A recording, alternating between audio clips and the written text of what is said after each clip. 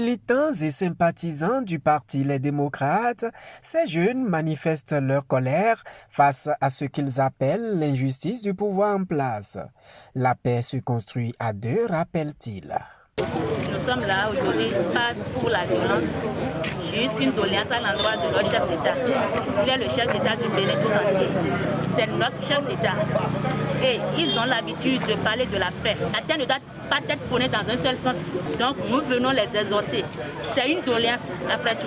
Nous venons leur demander, dans la tranquillité, dans la paix, de libérer notre leader, de nous libérer, Rekiat Madougou.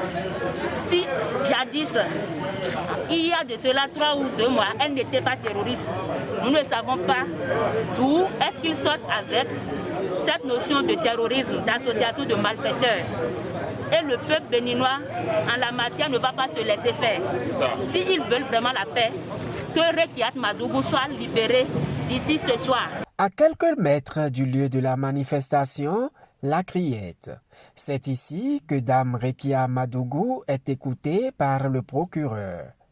Ce dernier lui a notifié les charges qui pèsent contre elle. Disqualifiée de la course à l'élection présidentielle d'avril 2021, Mme Rekiat Madougou et certains membres de sa formation politique ont, selon toute vraisemblance, formé le dessein de perturber le déroulement du prochain scrutin en perpétrant des actes de terreur de grande ampleur.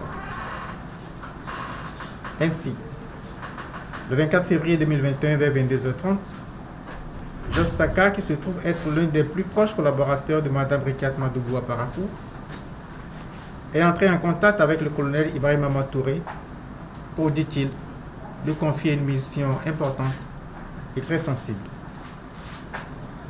Cette mission, prévue pour se dérouler en plusieurs étapes, devait commencer par le meurtre d'une autorité influente de la ville de Parakou sur un axe routier emprunté régulièrement par cette dernière. La mission devait ensuite se poursuivre par l'élimination d'une seconde autorité politique à l'occasion des obsèques de la première victime. Le but de ces manœuvres est de provoquer la terreur, le chaos et de parvenir ainsi à faire suspendre le processus électoral en cours. Le colonel Ibrahim Mamadou Touré accepte la mission. Les deux mises en cause définissent les modalités de la première opération avant de s'accorder sur son coût. La somme convenue est versée par Georges Saka au colonel Ibrahim Mamadou Touré dans la journée du vendredi 26 février 2021, vers 11h. Juste après la remise des fonds, les deux individus sont interpellés par la police républicaine.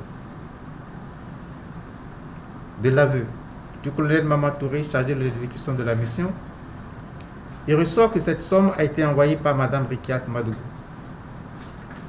C'est ce qui justifie l'interpellation de cette dernière dans la journée d'hier et dans le cadre de l'enquête en cours.